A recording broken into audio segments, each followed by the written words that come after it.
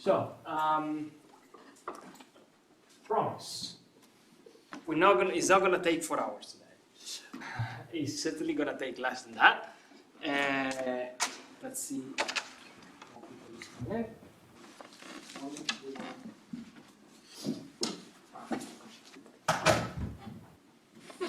So, it's not going to take 4 hours because well, what we did yesterday was to set up our tools to understand what model symbolic learning is. That today, what we're going to do is to define the idea of learning model formulas in some way. This is new ground here, in the sense that after observing, and this is something that we're going to do. I did it before, but we're going to do later. After observing how non-structured data, that is non-tabular data, can be seen as model data, one has to understand, one has to ask himself, herself, how can we learn these formulas? And it's not. It's everything is gonna come across as arbitrary. Yeah. Why do we decide to do it this way? That's something that we have to start dealing with. It is going to have an arbitrary a feeling of being arbitrary, because at first what you're going to think is, why don't we do it the other way? It's equally good.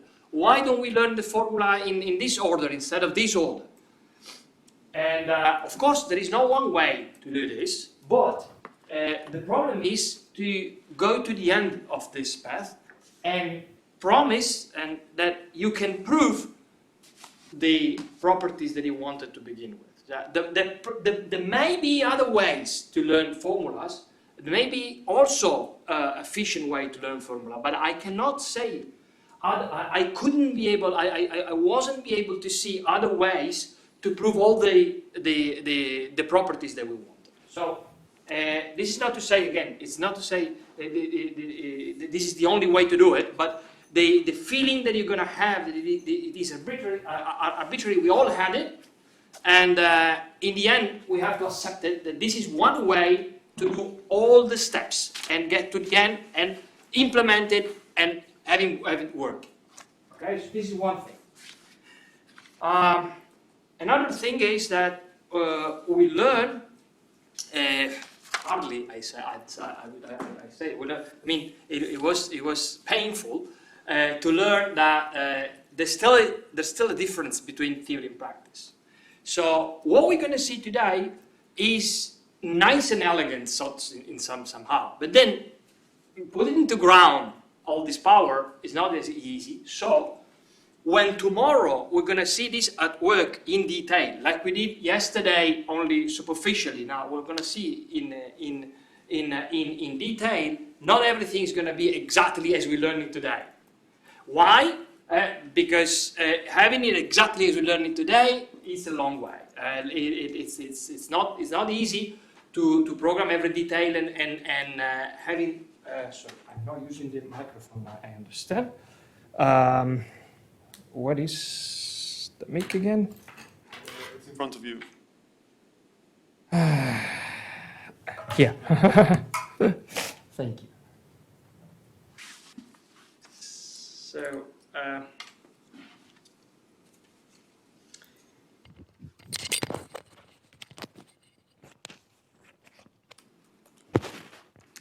there.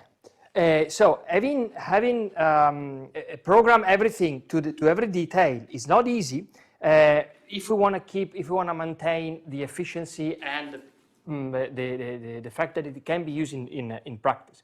So what's happening is that there are several versions of what we're going to see today, and they are progressively more complex, and they progressively approximate the one that we actually gonna see. Gonna see today. So we can schedule a very nice break between these two points. So I hope I can have everything done in probably 2.5 hours. Okay, so let's go to day 2. If, of course, you have any question about what we saw yesterday, again, yesterday was a bunch of very easy material, very easy concepts. Maybe it was the first time you saw modal logic, but I understood that you have understood because you were reacting to the questions. So you have a grasp of what was happening, what is happening in modal logic, and so now. We will have in modal logic, and also what's happening when we learn a propositional decision tree. I didn't spend enough time. I didn't spend much time in the algorithm because I thought it was something that everybody knew. But then you guys told me that you had never seen a learning algorithm before. I mean, you've never seen what's under the hood of, for example, propositional decision tree learning algorithm. Just to give a few details here, this is a statistical algorithm, and the find the best split is all that it is, basically. So it is basically an exploration of all possible, in the propositional case, all possible decisions that you can take at a certain node, and evaluation of the entropy, that is the quantity, the amount of information that you can get from splitting the data set in that way. Of course, you got to do this efficiently. So there is a bunch of things that you can compute beforehand in order to avoid this being too slow. And as we were discussing, then most of the clever tricks are hidden in the pre-pruning strategies, in the pre-pruning heuristics, if you want to call them this way, because deciding when to stop growing the tree is part of one of the hard things to do. Also, deciding basically, yeah. Most of the intelligence of this algorithm is hidden there. When we're going to learn modal decision tree, we're going to have to work on this. We're going to have to make it much more clever than it is now, because there are so many more decisions that we have to take. Not just about it's not just about the expressive power of the logic. It's how we mount the formulas. And of course, I can already anticipate modal decision trees are not just trees. There are other edges. There are modifications of the flow of information, which makes this step quite harder. And then again, having this functioning, everything's working in practice means that you have to simplify this part. And we spend a lot of time trying to search for good compromises. And we know we're losing something, and let's see if we can do this in a way we don't lose too much. Okay, so modal decision tree then. Now we have to well, okay, let's see by introducing again. Modal symbolic learning is a framework that encompasses generalization of symbolic learning ideas. So we're doing modal decision tree today, but we could be doing modal rule-based systems. We could be doing modal random forest if we wanted to. Of course, some of them are related to decision tree, some other are a little bit farther away. Yesterday, I tried to convince you that if you want to do symbolic learning, you should be able to do the decision tree, at least. And then if you are able to do decision tree, then maybe everything else comes, it's possible. So the idea is that something that we're going to see at the end, by the end of the day, interpreting non-tabular data as modal data. For now, what we're going to do is assuming that our data is already modal. We don't know why. We don't know we have a bunch of modal instances from which we want to learn. And we're going to ask ourselves, how can we learn information from it? So a little appetizer of what we're going to see at the end of the day is that we understood that tabular data is basically propositional data. Tabular data, bunch of numbers. We discussed it yesterday. Okay, let's say we got fever, we got age, then it becomes propositional by just cutting it. Fever after over 37, age below 50, for example. We can cut beforehand or we can cut during the learning process. When people were starting working on decision trees and in general or symbolic learning, this was a question. I mean, do we do it beforehand? Do we do it during? And of course, ID3, the first algorithm for decision tree, only wanted categorical information. So basically, if your information was numerical, you had to come up with an alphabet, with the propositional alphabet beforehand, and you had to come up with an idea. So why do I cut the fever over 37 or less than 37? So there should have been it was necessary an expert in intervention, so to say. But then Quinlan decided, okay, let's try to optimize this and see whether or not we can learn from numerical data directly. So the question became irrelevant because now nobody learns from categorical data in the CRISP setting. Be aware, because you can also learn from fuzzy information. That's a completely different story. Okay. So in the CRISP setting, there is no question between the relation concerning the relation between these two things. And I say here, it's a trivial interpretation, so to say. And another question could have been, this is not the only way to do this. I mean, why don't we say, for example, fever between 37 and 39 and take that as a decision? Well, then it's a logical discussion. And it's also a practical one. Imagine a decision tree that has this on the left edge. So fever between 37 and 39 on one decision. And then what's the opposite decision? Because remember, the other one must be its negation. Well, its negation is less than 37 or greater than 39. Now, imagine combining this thing for a while, and then what it comes up is a very complex formula, which probably is not as interpreted as you want it to be. So this is one reason not to do this. Another reason not to do this is that because propositional decision trees are complete with respect of the propositional information that you can extract, and because the one I just proposed, say an attribute between two things is the logical combination of two of these, then you know that there is a decision tree with this signature that it can learn that kind of information too. So there are two very good reasons not to complicate these things too much, okay? You can also think, okay, why don't we take a decision to be a very complex propositional formula for the same reason? First, it becomes less interpretable. Then, second, for as complex as you want it to be, there is another one, there is another decision tree with this signature that can learn exactly the same information, okay? So these are very good reasons not to do this, and because this is the case in the propositional level, we'll try again to do as little as possible as in the generalization direction. So we're gonna maintain, we're gonna keep this idea. Again, let's plant just a seed here. Non-tabular data, time series, images, text, graph data, multimodal with the dash in between.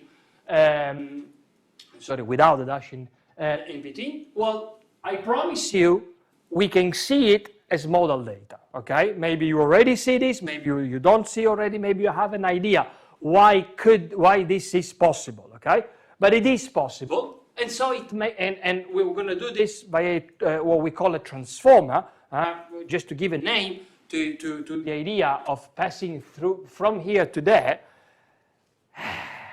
Giovanni will show you tomorrow in practice that passing from there to there does not only allow us to learn modal formula. It already extracts some kind of information here, which we can use. So only transforming the data has already a meaning. Only seeing it this way has already a meaning. But it wouldn't be very interesting if we couldn't learn modal logic formulas from it. And so this is what we're going to focus on now. Well, if you remember yesterday, our first problem was, what do I learn from? And then I introduced the idea of tabular instance and tabular dataset. What is a modal instance? Well, what was a tabular instance? Was a proposition interpretation for me. So what is a modal instance? Well, it is a proposition, a modal interpretation. That is a directed graph with some words and relations, and then every word is itself a function that gives a number, gives a value to every number. We're given a set of attributes: the fever, the age. The age doesn't change a long time during observation period of a patient. Okay, that's okay, no problem. That would be a multimodal learning, because we got some static information and now we got some dynamic information. So here is something very interesting. If we start thinking this way, then we don't have to abandon what we will learn, what we knew yesterday. And we already understand that maybe there are cases in which we want to keep the static information and the dynamic one on a par and learn from them at the same time. I promise that we can do this. Okay? So let's forget about it. So we have only dynamic attributes like fever, pain, or blood pressure, whatever. Or if I'm always using the same example so that you don't get lost on it, but I could change the example to something else. And then the model data set is a bunch of these instances, and each one of them is labeled if we have a labeled model data set. Since we are doing supervised learning, because it's the easiest among the three cases that we saw yesterday, is it true that it is easier to learn from a supervised than it is to learn from unsupervised? It depends. That depends. Of course, supervised learning means that some expert has labeled the instance, and so he or she has given some information to the data set, which we want to extract in a different form. Unsupervised learning means, hey, the data is like this. See what you can do. See what you can extract from it. Okay. Well, in some sense, supervised learning is easier as a concept. In some other sense, unsupervised learning is easier in the sense that we don't have this expert information, so whatever we can say about it, it's already good enough. For as long as we can justify the information that we can extract or validate it in somehow, well, it's already good enough, because you haven't given anything. So you just throw on the desk a bunch of instances and ask me, tell me anything you can say about it. Okay.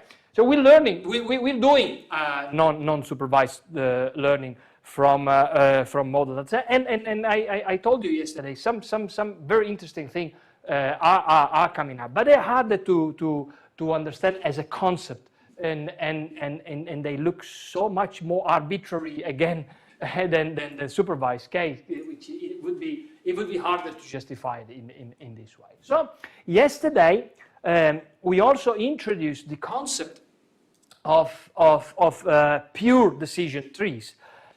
And I try to convey the idea that between decision trees at the propositional level and pure decision trees, there isn't any factual difference. On the one in the one case, we had simple decisions on the edges.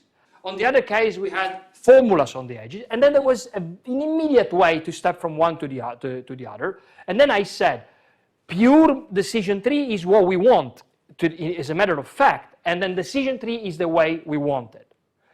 But then I said, in the model case, it won't be so easy. So what we're going to do is we start backwards, and what we actually want is a pure model decision tree. So we want to have the possibility of learning formulas here. We already know there is a very basic concept, a very basic constraint. For every formula you learn here, this one should be its negation.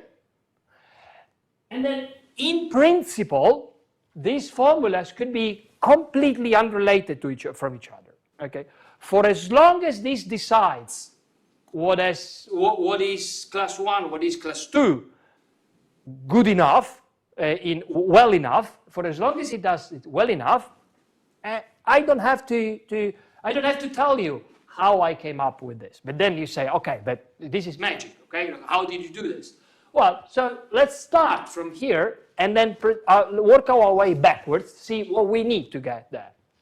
So a pure modal decision tree is a tree-shaped object, just as it was a decision tree, in which edges are labeled with modal formulas, and I should have said, and leaves are labeled with classes, if we want this to be complete. So let's see an example of what we want. So we got one instance here. Remember the idea of run, right?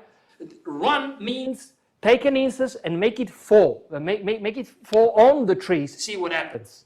So this is our instance. It represents our patient, it represents our image, it represents our text from one specific instance. And now we want to classify this instance by following the rules of this tree. There's already something we have to decide. These are formulas, all right. These are independent from each other. So far, yes, no problem. But in modal logic, you have to tell me where do you want to evaluate a formula. And so arbitrarily, let's decide that every formula is evaluated on W0, on the root of our model instance. Why? Well, because there is no good reason to evaluate anywhere else, because in the formulas themselves, you are already be able to look in the rest of the. It's part of the formula instead of being part of how we evaluate. So now the question is, how this happens to be classified if every time we take a decision, we actually ask the question whether or not W0 satisfies the formula. Now we got all the elements to go through this. Why? Well, let's say, is it true or not that W0 satisfies A1 less than 1? I'm checking that one. True or false? What do you mean false? Because it's tree. Okay, my bad. I should have said, sorry, my bad. I should have said, great. It doesn't matter. It's just an example. Imagine this is greater than 1. Sorry. I realize now there's a mistake. But okay, so it's greater. Let's imagine it goes here. Then the next question is it true or false that W0 satisfies diamond A2 greater or equal to 5? I hope now. Is it true or not? I hope the rest is right. So true, no, because there is this guy here that it has A2 greater than 5. So then I decided to go left. I decide to go left, and then again I ask another completely independent question. And is it true or not that on W0 box A2 less than 3?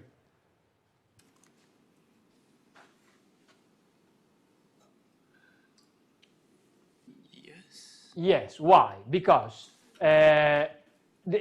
something must hold for every successor, so here and here. And what is this something? That every of their successor have A2 less than 3. So here, there's one successor in A2 is less than 3, so okay. And here there are no successors, so whatever you say about them, it's okay. Right? So, yes. So, barring this stupid error, what I was representing here is our instance fell on this, on this tree, right, left, left. Okay? So this is what I would like to reach. This is what I would like to get. So what is that we actually have to define? Well, first we have to be precise about this. We have already been precise here. Sorry, we didn't give a formal definition, but we have to be precise on what we want to get here, what we're going to do right now. And then we have to ask our questions. Is it complete? Is it correct? And is it efficient? And as it's going to turn out, correctness, well, it's there by definition. Let's make it in such a way that this formula is always the opposite of the other, which I already said is going to be, and that makes the tree correct. And then just put it out there, said, okay, give this tree the ability of searching for every possible model formula here. Oh, then it's complete by definition again, right? Only this is not efficient. So that's the problem, okay? It's impossible to make it efficient, just searching, just unstructurally, disorderly searching for formulas, just like this, okay? See, yesterday Giovanni told you, and it's a good idea to play with this concept, that, for example, in Sole, what we can do is just take a model or a propositional data set, and then just give formulas randomly and see and evaluate them, okay? But if the data set is very small and the language signature is there, well, maybe you can come up with a good classifier like that, but this is not the real deal. You can't do it like this. Okay, so our pure model decision tree is given like this. Is defined like this. Set a set of labels or classes and a finite set of propositional letters. Observe that here I'm assuming now these are somehow given in there. We're not going there yet. If you want to define a propositional or a model decision tree, just the definition is once you've given a propositional letter. Then in the learning step, you got to learn the signature too. Okay? So given a finite set of propositional letters, then define all the formulas that you can, all the modal formula that you can build on them. So use conjunction, disjunction, implication, boxes, diamond, and then combine them all over in like a pie, and then it becomes a set of propositional letters. And so my pure model decision tree is a tree that's a full binary directed tree. This pair, the one that you already know, plus my labeling function, plus my leaf labeling function, plus my edge labeling function, is exactly as in the case of pure propositional decision tree. The condition is the same, and the only thing that changes is that instead of propositional formulas here, we have modal formulas, okay? So we haven't done anything yet because, we have a new object, and it's somehow easy to understand how this guy behaves. What is not easy to understand is how we can get it. I mean, how do we learn this kind of thing? So now, pure model decision trees are correct and complete in the same. Well, the idea of correct and complete and efficient is the same. Okay, so we already know what they are. But unfortunately, an efficient learning algorithm for pure model decision tree. Well, by the way, an efficient algorithm for propositional decision tree in which you want to get the entire formula on the edge is just as inefficient as this could be. Okay, it's not the problem that we step from propositional to modal logic. The problem is that you cannot learn it this way. Okay, but in the propositional case, stepping from propositions to formulas was easy, and now stepping from what to formulas is not that easy. So efficient learning algorithm for pure model decision tree cannot be immediately designed. To design, so it's necessary to build a framework for real models, so the one that we actually learn, the one that Sole has. Okay, Sole has pure model decision tree, but as a result of a lower level learning phase. This is what we're going to study now, in which atomic elements, not necessarily atoms, it means that we can't see this now, but of course I cannot hope to learn a model decision tree by using only this signature, only the propositional signature. I cannot hope to do this. And so not necessarily atoms decorate the edge in such a way that path and branch formulas can be iteratively built. Remember, we need to be efficient at every step of the way. So we need to be able to build formulas, we need to be able to learn them, we need to be able to have to show them. That everything must be efficient here.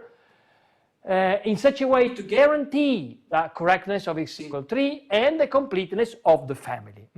Remember this idea that correctness is something that has to do with a single tree, and then completeness is something that has to do with the family of tree. Why?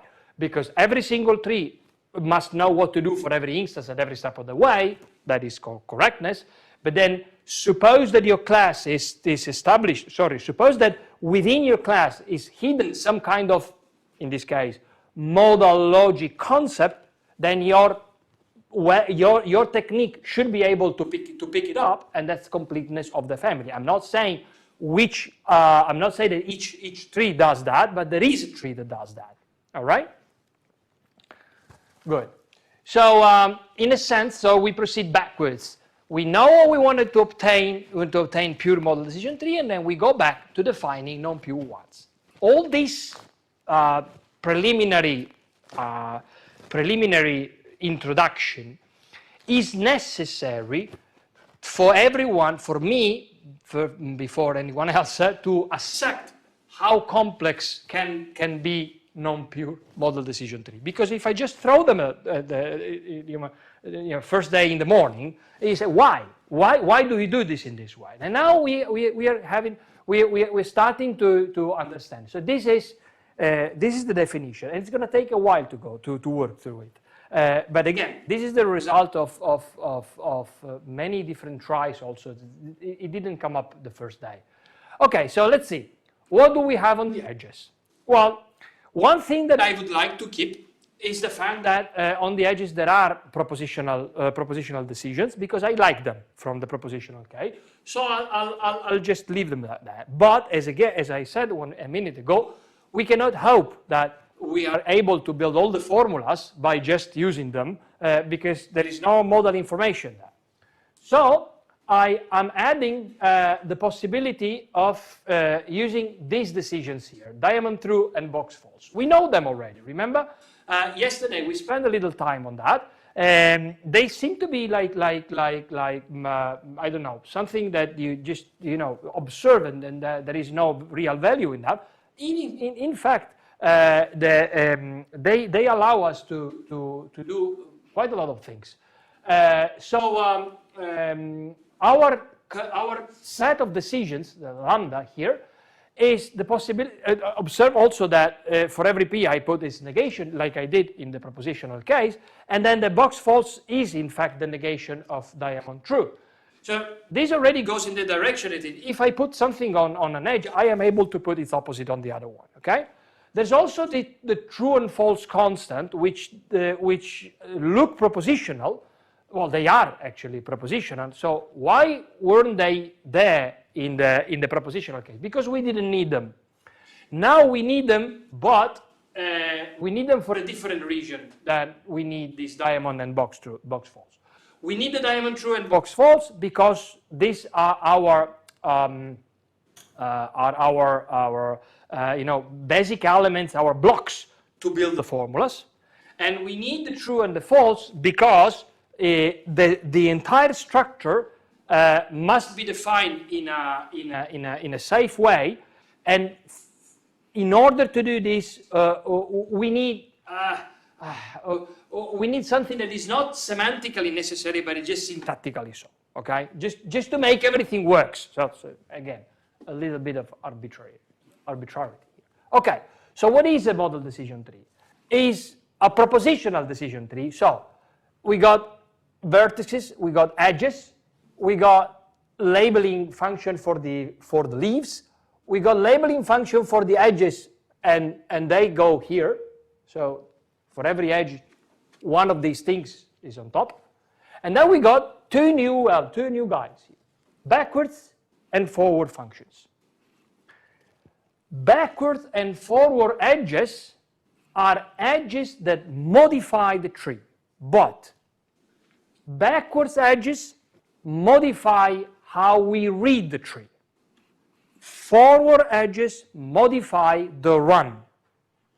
So in one case, the addition is structural. In the other case, is only computation. Well, it's only, it's behavioral, so to say. These are conditions on the tree, and specifically, the first one we already knew. Everything we put on the right must be the opposite of what we put on the left. No surprise here. And then from 2 to 5, these are structural conditions on how these backwards and forward function are. So it's part of the definition of the backward and forward function, and the backward and forward function are also defined for specific domains. So which means that backwards can only link internal nodes to internal nodes. So there are no backwards from leaves, and there are no backwards from or to the root. Don't try to understand why yet. For now, it's a bunch of rules that I'm giving you. Okay, it's like when we learn the driving license. Don't go through the crossroads if the stoplight is red. I don't know why yet. Then you'll understand that when it's red because it's green on the other side, and if you go through, an accident may happen. Okay, so right now they're just rules. What do they say? Okay, so backwards can only go from intern to intern, and then forwards can only go from intern plus the root to internal. Yes, internal plus the root, but it doesn't make sense because, sorry, what happened?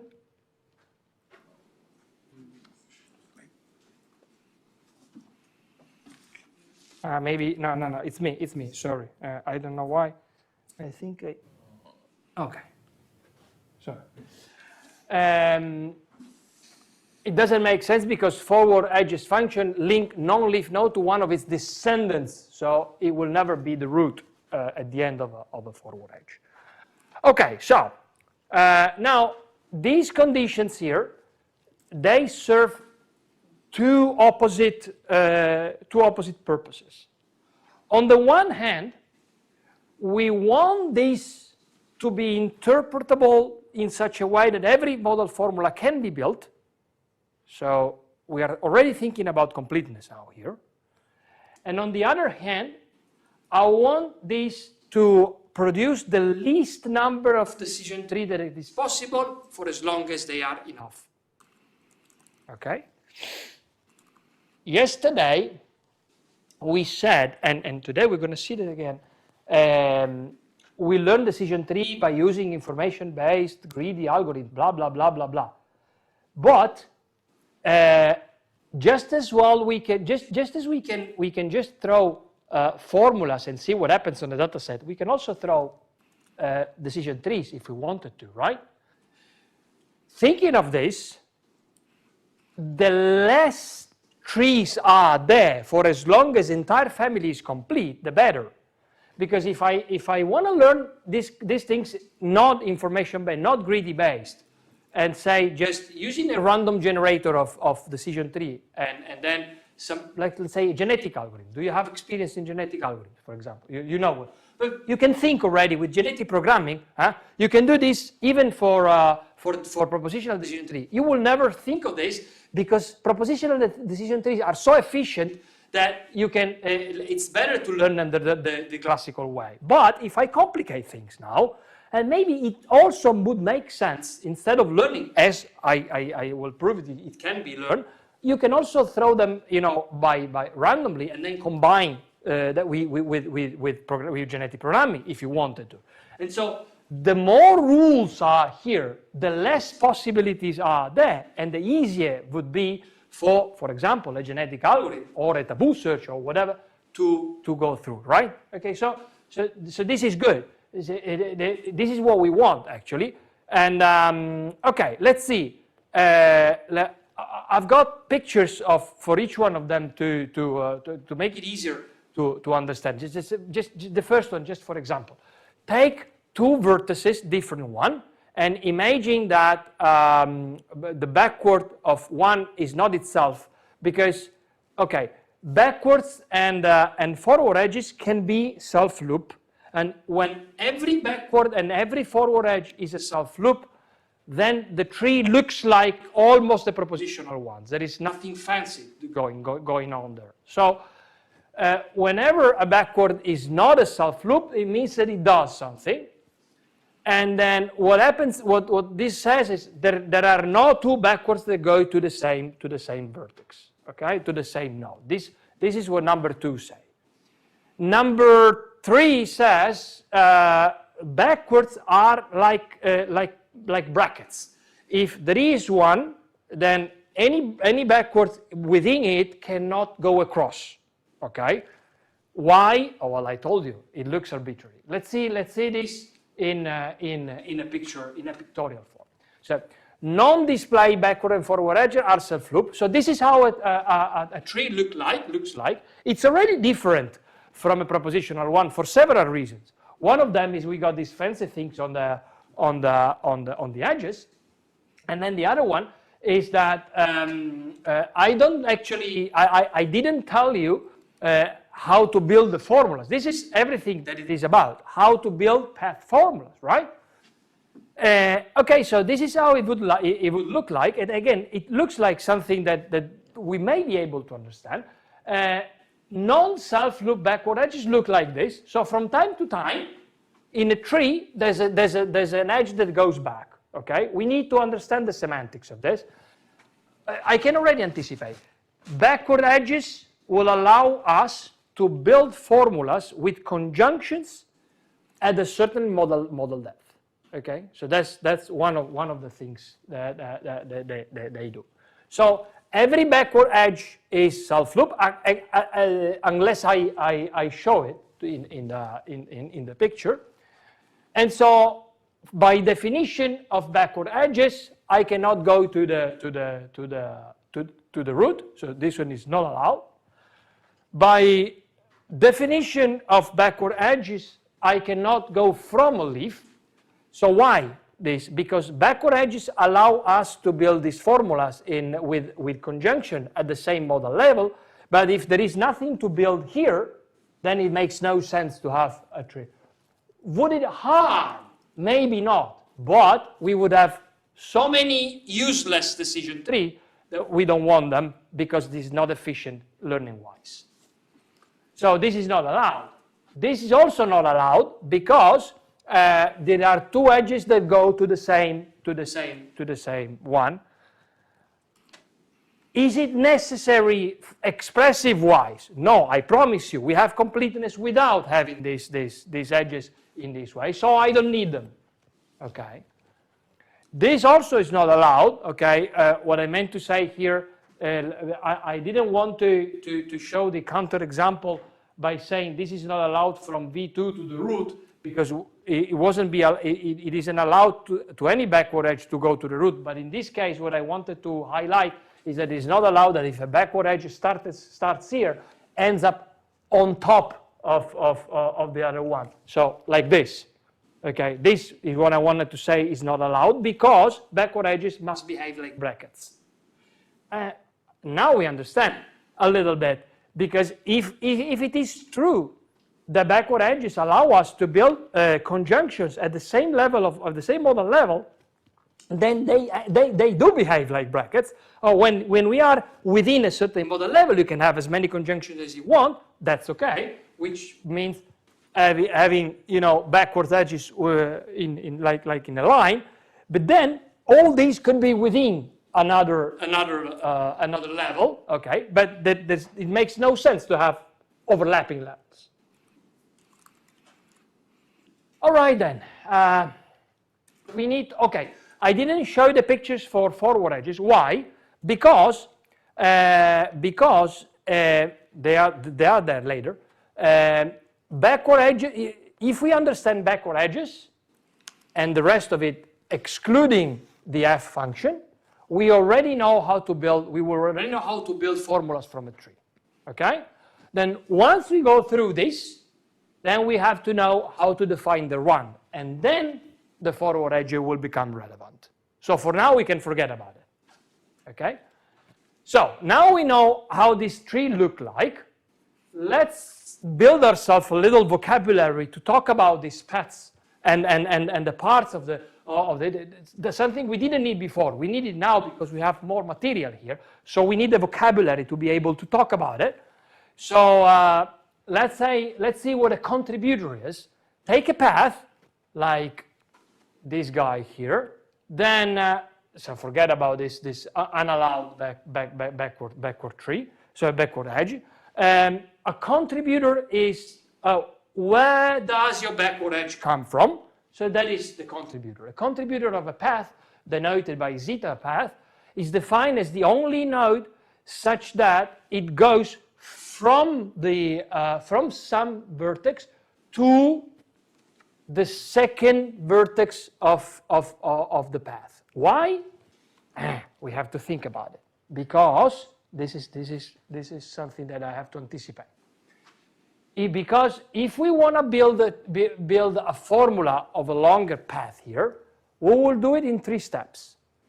We will take the first guy here, like we do in the propositional case, then we build this formula here, and then we build the rest of the formula, right? So, because we do it this way, we need to understand exactly what is the first conjunct, so to say, and this is what the contributor tells us. And then a new concept, the concept of agreeing or disagreeing for what? Vertices can agree or disagree. Let's see an example. Okay, here, V3 is the contributor of the path 0, L2. Take a path, there is exactly one contributor, it is this one. Why there isn't more than one? Well, we could have had more backwards more backwards edges here, yes. But then there is exactly one of them that ends up here. Or there is no backwards that ends up there, so the contributor is itself. Okay? So given any path with as many backwards as you want, take V1, take the second vertex of your path, and there is exactly one guy that takes a backward and ends up there. Or there isn't one, so the contributor is itself. All right? What would that be the case? The case is the formula, in that case, is made up of 2 pieces instead of 3. 1 and 3 agree, new definition, on this path. Why do they agree? Because they both have a left child on the path. So they go to the left. If 1 and 3 disagree on the path 0, 3. Why? Because focus on this path, and now nu1 goes to the left, nu3 goes to the right. And finally, a model formula is implicative, is as this form or this form, and is not implicative in any other case. 3 elements then, let's say.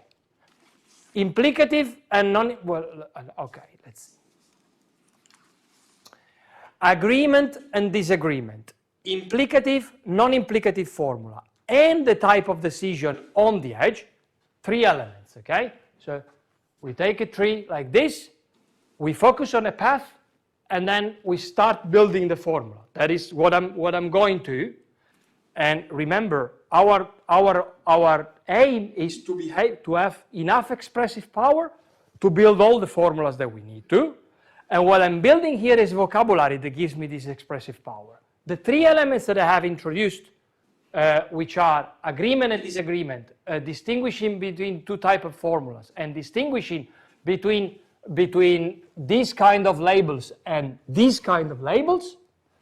So basically, there are these 3 elements, and each one of them has 2 possibilities. I've got 8 possibilities. By combining these 8 possibilities, I'll have the ability to build all the formulas.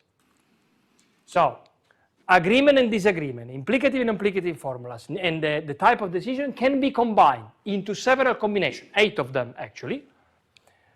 each combination will recursively give rise to a different model formulas, and we have to show that the combination are enough to cover the entire space of semantically different model formulas for a given alphabet. Let's try not to lose our map here. Let's try not to lose where we're going to go to. There could have been 1,000 different ways to build all the formulas that we wanted, okay? That actually take the grammar. The grammar is itself a syntactic algorithm that gives you all the formulas, right? But I need one that I can place on the tree, so that then it is easy to learn it step by step. So that's the idea, okay? So here is how we build the formulas. So actually what we're going to do is to build path formula. So we generalize the idea. We can build the formula for every couple of vertices on a path, take 2 of them, and tell me what is the formula that goes from here to here, okay? Don't think about checking it yet. Don't think about how the instance go through it. No, it's just a definition. Take 2 vertices and give me one deterministic way to build a formula between these 2 guys. So we call it path formula because we need a path to do this. Of course, we can avoid the, I mean, if we were talking about different trees, then we have to say a path on which tree, but it doesn't matter. And it is recursively defined this way. If your path has no edges, then your formula is true. That's intuitive. If your path has exactly 1 edge, then there is nothing you can do about it. Just take the whatever it is on the edge, and that is your formula. Now remember, in the propositional case, when the path is 2 edges, then the formula is just a conjunction of them, okay? But in a modal case, we can't be so naive. So we need to do something much more complex, and that is the origin of this recursive definition. If h is greater than 1, so we have a longer path, then inductively imagine that you have the formula for every subpath of it. We don't need all of them, but you can inductively imagine it. So suppose you wanna build the formula from 0 to from the root from O2. I'm doing this inductively. So for every path that is shorter than this, by induction, I already have the formula. So you are familiar with induction, right? So this is generalized induction. So I know, I can imagine I have the formula for this, for this, for this, for every combination that is not the bigger one. And now I have to tell you how to combine them. All right? So remember, on every path there is one specific contributor. So I focus on the second one. I focus on new one, and I ask myself, who is your contributor? And so here is the rule. Suppose that lambda is what you have on the first edge, and then P1 is the path from the from new one to its contributor. I have a bigger example, but I don't want to anticipate it. So this is what I'm focusing on. The formula that by induction I already have. Okay. And then P2 is the rest of the path. Okay, so in this definition, we got this guy here, then this path, and by induction its formula, and then this path, and by induction its formula. And then combine it in this way. So the formula for the whole path depends on the 3 things. What do you have on the edge? Whether or not this guy and this guy agree, and whether or not the bigger one, the one on the bottom, is of a certain type or is not, is implicative or is not. It's completely arbitrary. It's a way this is in such a way that these four guys are the basic elements of which we can build every formula. Let's say, for example, that my bottom formula is non-implicative. It could be this case, for example. P2 is not implicative. Okay, so let's say this case. Nu3 and Nu1 agree, and this guy is the type of diamond true. What would be the case? Diamond true, so it's one of them. Non-implicative and agree. So it's this case. Phi 2 is the bottom formula, and phi 1 is the one in between. And my edge is diamond true, so I combine in this way. Diamond, this, and this. Now let's focus. We're going to go through examples to give to have an idea of how this works. But let's go through a superficial examination of this grammar here. We got a grammar here. You see what happens when you combine all of them? These elements pop up. So this is the grammar of all the formulas that you can build on every path. Why would be that enough? Why on earth this is enough to build all the formulas? Well, because this is a complete grammar. Remember, diamonds do not distribute over conjunctions, and boxes do not distribute over disjunction, therefore do not distribute over implication. So, because of these two observations, there is a way to take any modal formula and put it in this form. Maybe you don't see this, but because diamonds distribute over disjunctions, I don't need to have the disjunction of a diamond. Because boxes distribute over conjunctions, I don't need to have a box over a conjunction, because every time I do have, I just push it in between. I just push it in it. Therefore, if I have conjunction and disjunctions, and I can build formulas with boxes and diamonds in every way they don't distribute over them, basically I have all the formulas. So this is the idea. Let's see what happens if we take our tree and build the formula. We cannot just build this formula, because by induction we need all of the smaller one. So basically, if I am focusing on a path, I gotta to do all the possibilities. I got all my building blocks, and then I combine them. So let's start. What is the formula for every path that has no edges? Is the formula true? So the formula nu, when nu is the same, I got true here, true here, true here, true here, true here, everywhere. What is the formula from one guy to his child, his child? Basically, just the thing they have written on the edge. So it's the result of the edging of the edge labeling function for every node. So the formula, for example, 2,3 is P1, 3L2 is P2, 2L1 is not P1. This is what the rule says. What is the formula from Nu1 to L1?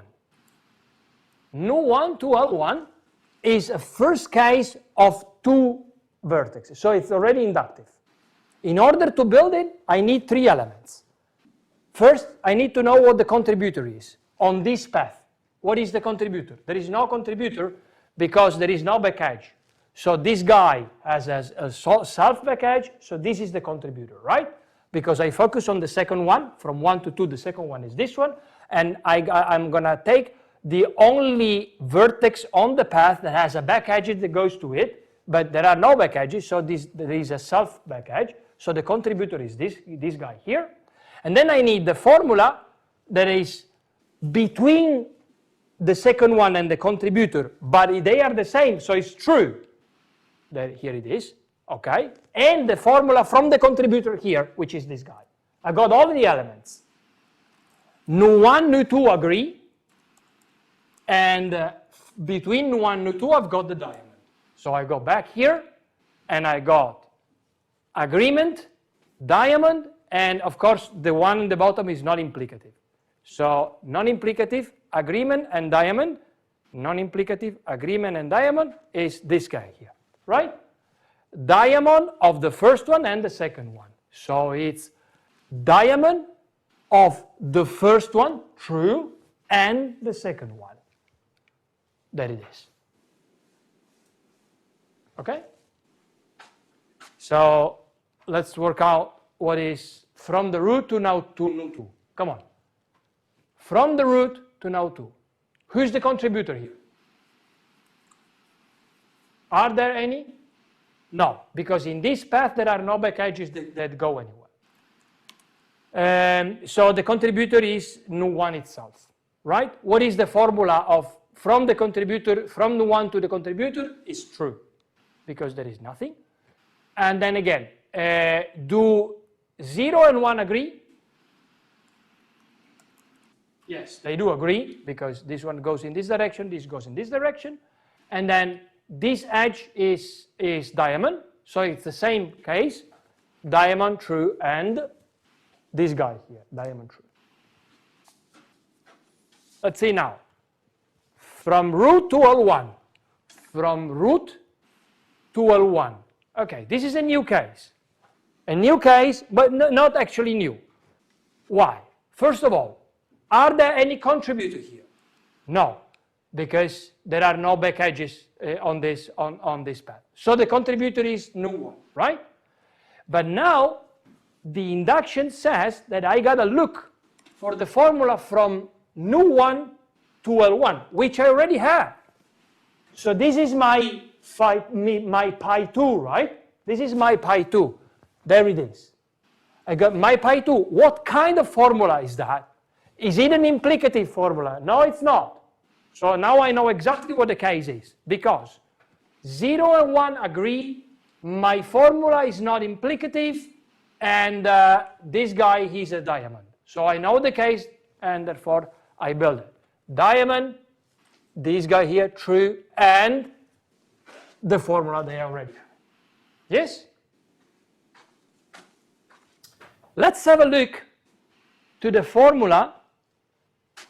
Just for fun. Let's have it. I told you what the formula from 0 to L1 is. Let's have a look specifically to the formula from 0 to nu3. Let's work it out. Okay. First of all, you may be you may think that this back edge has a row, but it has no row. Why? Because up to here, only back edges only affect what's behind. So there is no contributor on this path. It looks like there is one, but there is no contributor, in fact. Do you agree? Okay?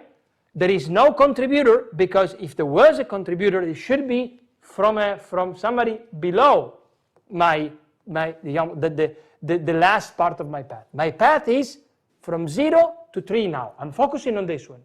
All right? So no contributor. That is, the contributor is nu1 itself. What is this formula here? Well, we didn't build it before, but let's work it out. It's from 1 to 3, or let's trust it. It's box through imply pi 1. Okay?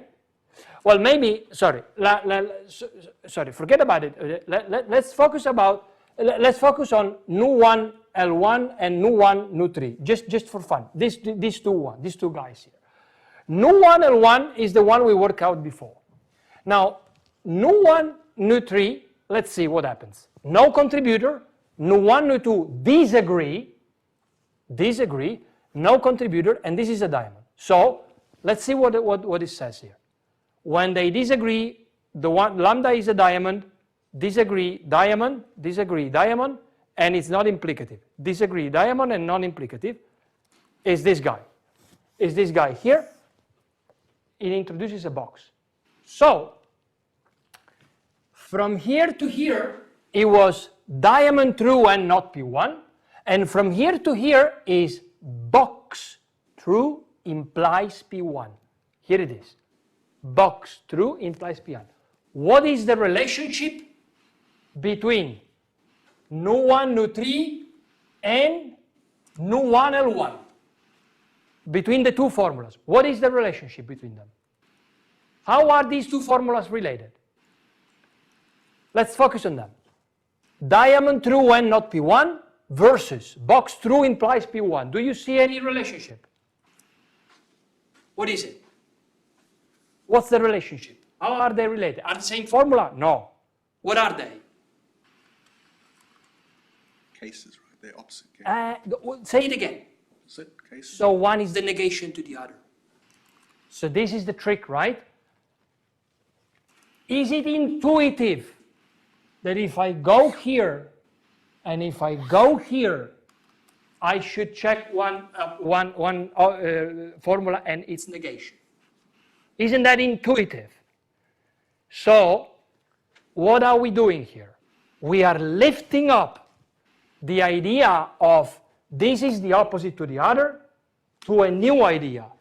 A formula, and then the last guy goes to the left or to the right, are opposite to each other. This is exactly what we wanted to go towards our pure model decision tree, right? So if we now that this one is the opposite of this one, observe that now this one is an implicative formula. This one is not implicative formula. And so if I look now from 0 to L1 versus from 0 to nu3, the contributor is the same because this guy has no role in if I focus over here. So the contributor is this guy. So the two formulas at the bottom are nu1 L1 versus nu1 nu3, and they are one opposite of the other. And one of them is implicative, the other one is non-implicative. But then from 0 to 1, there is the same thing, diamond.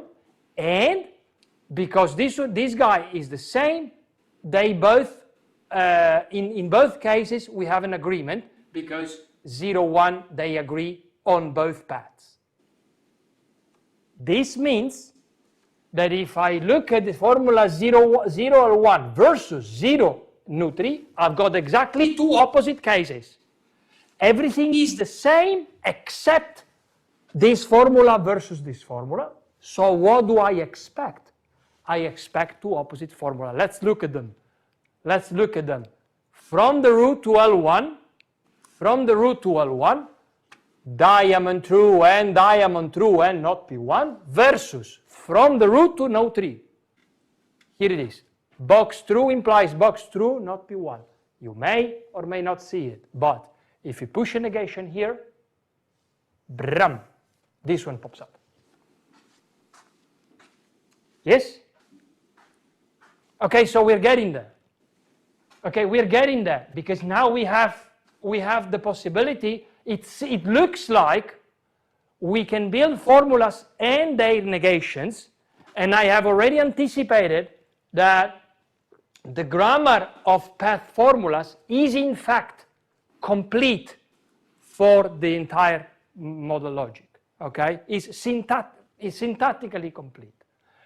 Now, leaf formulas are the formulas of the branches that go from the root to a leaf. It's a particular case of branch formulas. And class formulas are disjunctions where the leaves are labeled with the same label. Take that one, and put them in disjunction on top. So we got sorry, what is it now? We got the definition of leaf formula and label formula. The grammar of path formulas, it's like a consequence of our rules. We know how to build them. Let's see now what would be the leaf formula. Sorry. I said I said the leaf formula is a particular case. No, I was wrong. The leaf formula, in my definition, the leaf formula is the conjunction, like in the propositional case, of the branch formula up to here, the path formula up to here, the path formula up to here, and the path formula up to here. That is what we expect, right? Now, you could say, why do we need them? Because you would focus on the left branch here, and you would say, look, if I check diamond true here, and then I check this formula here, I already know diamond true, and then you ask me diamond true and diamond true, one implies the other, like we would expect, but this is not true in general. So that's why it's not like in the propositional case. So it's not true in general. So what I'm doing is that I want to be sure, and so let's define the leaf formula as the conjunction of everything I see here and the formula I build here and the formula I build here. Now I'm sure what I'm doing.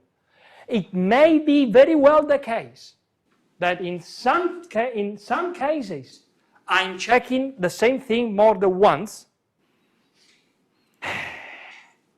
We know that there is an algorithm to identify only the formulas that are not implied by anyone else. Okay, but this would be introducing a new concept that has nothing to do with what we want to do today. So I've chosen not to do it. Okay, and then again, the label for the class formula is take any branches that is labeled with the same one and then disjunct them. Now it's easy to define almost easy to define what the run is. But if the tree was this one, now we know exactly how the instance would behave, right? What would we do? So the instance is here. Now, first, we build the formula from the root to no 1 and the formula from the root to L5. Do we actually need to build them both? No, because they're opposite to each other. So let's build one of them and let's see whether or not which one is true. Suppose this one is true and now the instance sits here, right? Now, in order to decide here or here, let's build the formula from the top to now 2, to nu 2, and the formula from the top, from the root to L4. They are opposite to each other. So let's check one of them and see whether or not I go here. Let's say now the instance here, in order to decide this or this, what I do is let's build the formula from the root to L1 and the formula from the root to nu 3. Right? They are opposite to each other. Just check one of them and decide whether or not. Yes? You may or may not see this now. I certainly didn't see it when I did this for the first time. And this is the idea that I want to convey now. Sometimes it is necessary not to check some of the formulas because that is how we ensure completeness of the method. Right now, you may imagine that the method is already complete because what you can say is, okay, I trust you if you tell me the following thing. Take a signature, and take any formula of that signature in the model logic. There's always a tree that presents that formula on a specific branch, on some specific branch. Right? This is what we call the branch completeness theorem, but it's not completeness theorem yet. So having a formula pop up on a branch is not enough to make sure that the instance that respects that formula, that satisfies that formula, will actually go through that. Why? This is the intuition. The intuition is that, okay, let's take, for example, let's see if I can see the intuition over here. Let's take nu 1, nu 3, right? So I'm here and nu 1, nu 3 versus nu 1 and 1. Now this is a disjunction, okay? This is a box false or P1, right? Box false or P1. It means that if there is anything, then there should be P1. But if there isn't anything, then I don't know what to do with this, okay? If there isn't anything, that is already true. I think somebody pointed out this yesterday. So the problem is that I can build an instance that satisfies this without satisfying this. How? Well, just make it such a way that there are no successors. Now suppose your instance has a certain label, and the label is this one here, right? And suppose you change this label in L2. Set that instance here, and because it is true that for every successor P1, you would expect it to end up here. But if there are any successor, if there aren't any successor, it will end up here. And we didn't make any mistake. The formula is true, the instance does satisfy that formula, and yet it goes in the wrong place. But this is something that is in opposition to our definition of run, because our definition of run says go where the formula says you have to go. But the problem is that before checking the bigger one, we've checked this formula, right? This is how our tree behaves. So there are situations in which your instance does satisfy a specific complex formula,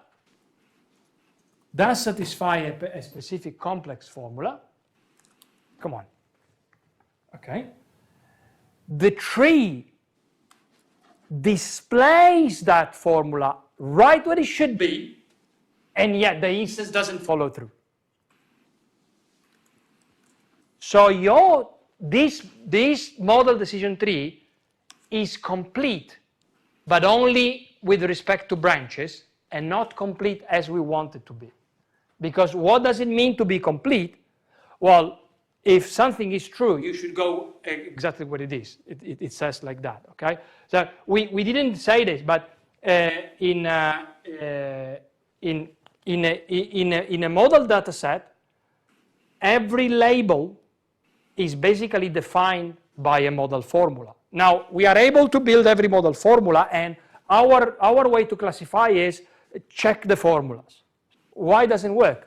It doesn't work because you are doing middle checks that may bring you in the wrong direction. What do we do then? Well, remember, there wasn't one trick up to our sleeve yet that we didn't use yet. It's the forward check, right? It's the forward edges.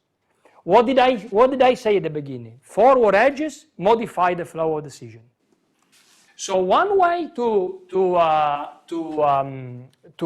put a remedy on this is that, okay, once you're here, leave the tree as it is, but put a forward edge from here to here, and avoid this check. It's arbitrary. How do you learn this? By trying. Now you learn this as you learn splits. How did you know the split between P1 and not P1 was the right one? Why did you know that you had to split between fever less than 37 and fever greater than 37? Well, you tried them all. Try all the forward edges too. So define the run like something that is we defined before. The instances go through, but instead of checking the formula that it is checking the formula that it is your right child or left child, check the formula that it is the right child or left child of the forward edges from the current edge. So if there is a forward edge in any, that is not trivial. Go where it says you go, build two bigger formula and check here or here, and whatever it is between, just forget about it. So forward edges have this form. Now I'm changing the tree, okay, just for the fun of it. Now there is a forward edge here, and what would be the semantics? This one would be the semantics. Take this one, glue it on new tree. Don't forget about this, because you need this information to build the formulas. Here they are. Okay, so you started from here. This is what you have, but it behaves like this one. And where the instance, when the instance here, you have to decide right or left. It's easy. Build the formula, this one, build this formula, and decide. Let's say you got here. Now you will never check if the instance goes here or goes here, because there is a forward edge. The only thing you have to check if it goes here or here. If it goes here, and if it goes left or right, you need these two. You can't avoid them, because you need them to build the formula. It's your material to build the formula. But once you have built it, just check this formula against this formula, like you did here, right? So whatever classes you have here and here wouldn't matter, because no instance would ever go there. And therefore, you won't expect forward edges to behave like this. You won't expect the forward edges to behave like this. All of these are eliminated by the condition that I have put at the beginning that seemed arbitrary, but now they make sense, because now I know what I want from the forward edges. So if you put something like this, you wouldn't know how to behave.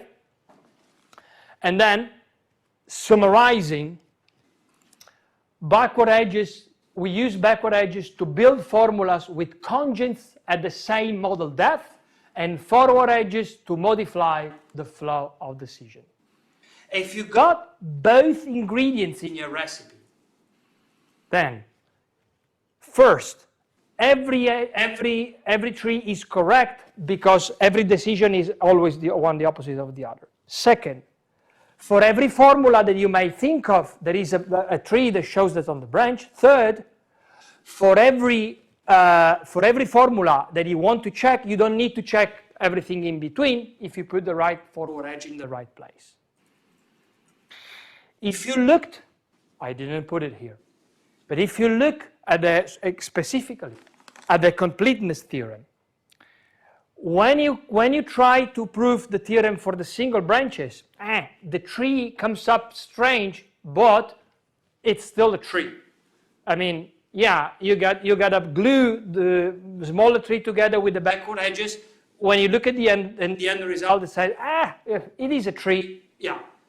When you want to prove completeness, then you got to put the forward tree that skips everything in between and go directly to the formula you want to check. And then the first thing you want to say when you see it, this is not a tree anymore.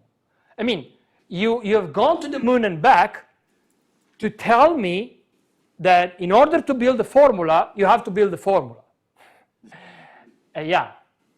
Yes, but all the steps that we have done in between are dialable. I can put them all together in a learning algorithm and then say, look, find the best solution you can.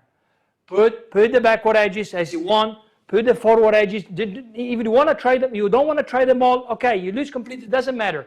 You know that your model decision tree has the ability to do it, so you can dial them up and down as you want. And of course, every time you touch this, the efficiency gets a hit. But it doesn't matter.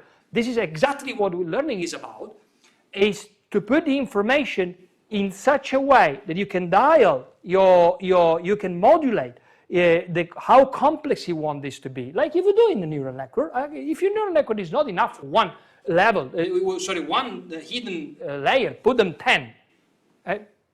Why didn't you put 10 in the first place? Well, because it takes 3 weeks to compute. That's the same idea, right? As we shall see then, okay, they do get complete. I thought I would be quicker, so let's skip the exercise. But you understand this, right?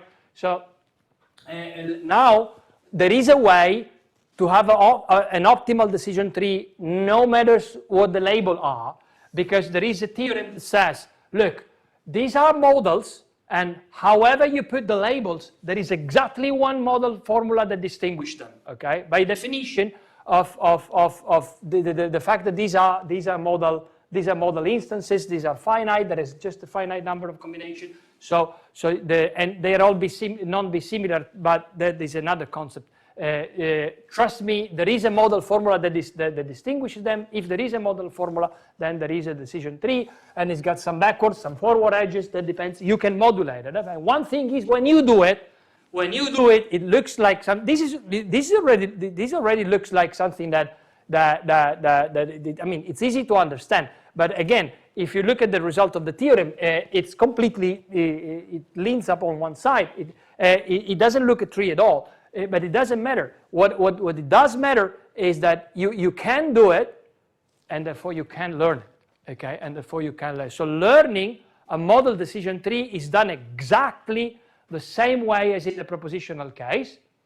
Well, define the idea of, it doesn't matter. So, okay, let's see. When you want to learn this thing, for example, here, when you want to learn this thing, you have to define the split.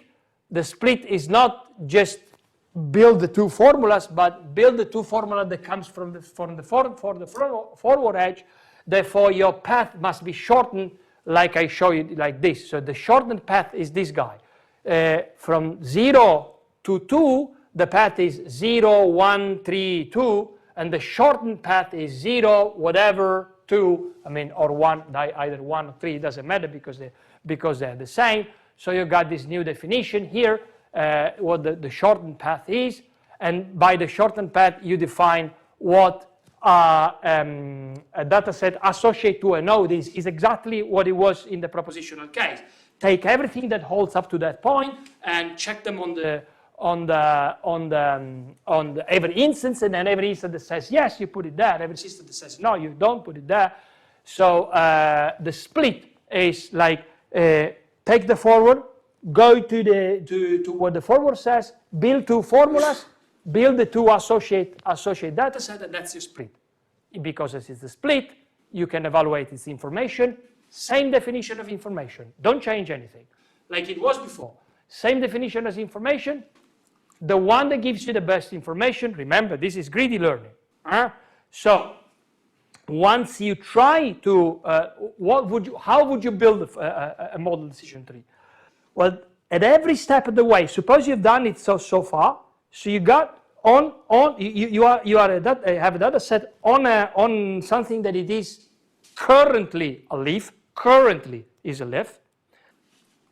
You realize the leaf conditions are not met, so there's too much confusion in the data set.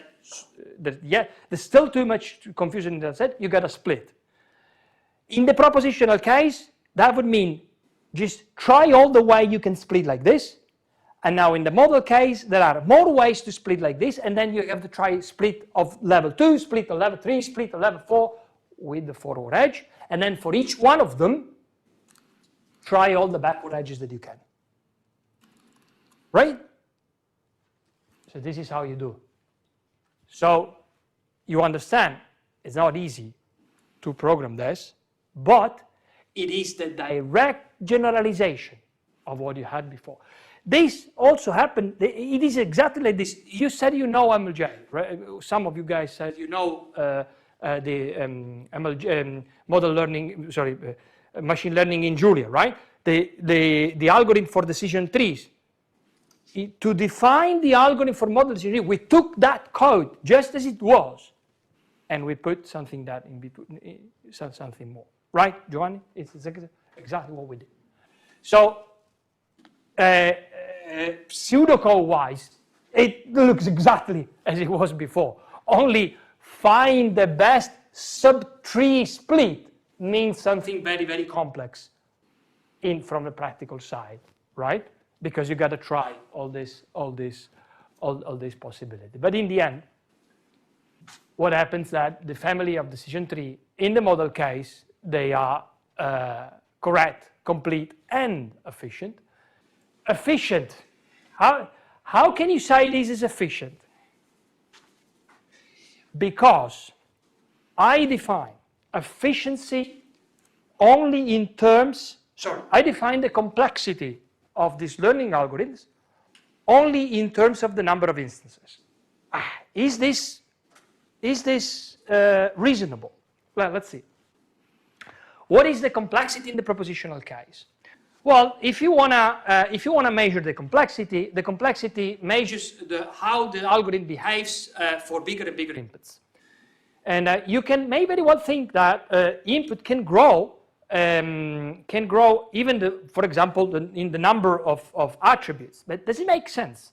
Does it make sense to have a classifier for your patients in which, at the propositional case, you measure fever, blood pressure, and level of pain, and then after having 1,000 patients, you get 1,001 patient, and then suddenly you decide that you wanna measure also, I don't know, the color of the skin. It doesn't make sense, right? So once the problem is defined, I mean, in some way, its width is defined. So the only thing that changes is how many patients you have. Now, let's put back this in the model case. We decided that our experiment deals with 10 days of observation of our patients. Does it make sense that the patient number 10,001, I suddenly decide that they will be observed for 11 days? What do I have to do with the other 10,000? Should I call them back? It doesn't make sense, right? So my complexity is only relative to the number of instances. Now, because it's only relative to the number of instances, the number of words is constant, the number of attributes that they have on each word is constant, the relations are constants, and therefore the maximal length of a modal formula that distinguishes anything as a fixed length is fixed. And because it's fixed, how big can a tree be is also fixed. And because how big can the tree be, remember, if I put them more instances, it will be harder and harder to build the tree. But I don't expect the tree to grow too much. That's the key. Therefore, the number of possibilities the backwards edges have and the number of possibilities that forward edges have is also constant. So if you do all the calculation, the formula comes up this big, but everything is a constant in between. And only the number of instances come up. It's important. And it is a polynomial in the number of instances. That's the idea. Okay, remember, getting a tree, not getting a minimal tree. This is a all new thing. I think I mentioned yesterday because we are yeah. Let's break now. I think I mentioned yesterday that there is a whole new line of research, quite recent now, that deals with minimal optimal propositional decision tree. So you know that you can get an optimal decision tree in polynomial time. You know that getting a minimal optimal decision tree is an NP-hard problem, but because it's an NP-hard problem, you can attack it in some other way, right? You can attack it with SAT-based computational model, for example, which makes it easier, and you have to rethink your problem so that your atomic operation is a SAT call. I mean, you got very efficient ones, and you can attack it in such a way you modify the algorithm that it is still exponential, of course, but the parameters in which it is, you can isolate it somehow and say, okay, this specific parameter that makes it exponential doesn't grow too much in the real world. This is called fixed parameter complexity. I don't know, Sasha, you know fixed parameter complexity? Okay. So these two lines are quite recent, and they are active at the propositional case. When I contacted the guys that do this, I explained this stuff to them, and they say, okay, let's work on the model case, and so there we are. I mean, it's a long way, but we hope that someday Solr will also have alternative learning algorithm that that look in, for trees in some other way. Well, we can also do it genetically if we wanted to. So it's not just about the shape of the tree and how it behaves, it's also about how you learn it. Now, I show that I can learn it, but it's not the only way you can learn it. You can fix this and then work around the algorithm to learn it. That's a very interesting line of research. I told you yesterday, and I will tell you again today. There's so much work to do. Whoever is interested in this, we got like 1,000 different lines in which we can go if you like it. Okay, we're leaving here with a question that says how this guy, I mean, why model data matter. We'll answer that after the break. 2 questions. Yes. How long? 3. How long's the break? How long does he want? As long as you want. The first question is... Let's meet again at 5 to 12 in 10 minutes. Well, then let me not ask my questions because it takes people's breaks. No. You say that the number of, the size of the trees, the number of trees, and so on are constant. The size of the tree is constant. The number of, right, but I mean, as we know, the number of formulas of a given depth is a very large number. So these constants are very large. So is it really fair to say I'm not going to measure my complexity in terms of the number of attributes? This is what has been done in the propositional case, let's say like this, and the exponentiality, the way the formula grows is the same propositional model. Because you got the box and diamond, it doesn't change that. So everyone accepts that the only thing that counts is the number. The other observation is that in a world of big data, you are going to get 100 patients, 1,000 patients, 1,000,000 patients, but you're not going to get 1,000,000 attributes to measure them. So, in a sense, there are many formulas, but in the same sense, they don't grow the same way in width as they do in depth, right? There is another thing that I got to add here, and something we're going to cover tomorrow, not today. Machine learning is all about selection. So one thing is that you have 10 different attributes with which you build your formulas, and another one is saying that all of them are relevant to your problem. So modal feature selection is something, and as it is in the propositional case, and we covered that. Okay, so basically what we're going to do is diminish this, make it easier from the width point of view. See you in 5 minutes, 10 minutes, whatever. How do I pause this, Giovanni?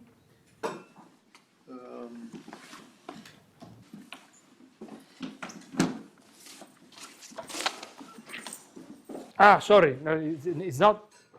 This is not the right time because this is the Italian time. So right now is 15 to 10. So let's meet again at 10. Okay.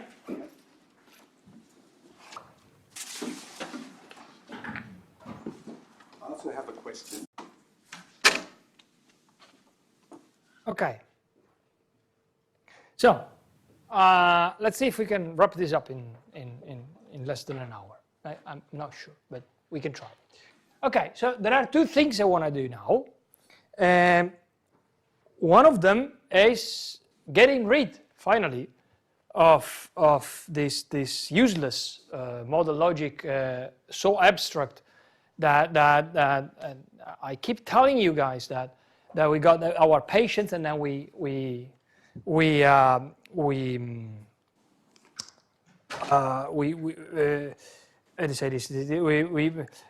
represent them on a graph, while we all know that we don't represent these things on a graph, at least not in the immediate way.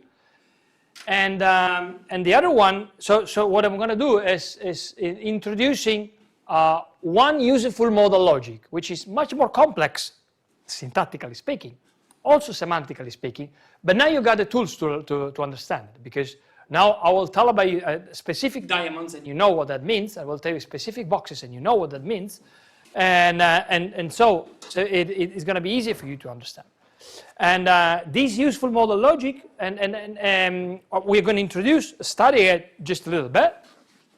And then, because I have one useful language, let's see how can we translate from real data to this useful language, so that we interpret non-structured, non-tabular data as model data. We do this in one way. I mean, we do this with one type of example, and then I'll try to convince you that we can do it in all of them. Okay, so that's the plan. All right, so a first example of how modal logics can be made real ones, can do something practical, is temporal logics. Temporal logics, and I gotta say this because you may have come across other temporal logics, or you may do in the future, so I don't want you to get confused. When I say temporal logic, temporal logics comes in at least two main flavors.